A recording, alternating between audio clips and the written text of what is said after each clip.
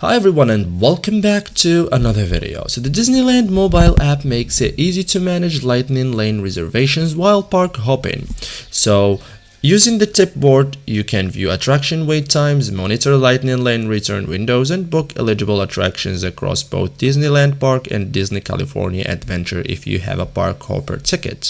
So in this guide, I will show you step by step how to use the tip board and lightning lane while park hopping in the Disneyland mobile app, perfect for maximizing your time across both parks. So first thing, enter your starting park. Like before using lightning lane, enter your reserved starting park with your valid admission, open the Disneyland mobile app and sign into your Disney account if needed.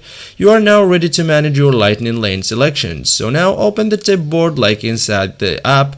Tap the map icon, select tip board, okay, and browse current attractions and lightning lane return time. So the tip board displays available return windows and attractions wait times. So switch between parks. Like if you are planning to park hop, use the park selector at the top of the tip board, switch between Disneyland Park and Disneyland California Adventure, and review available lightning lane return times in each park. This helps you plan your next attraction before changing parks, okay?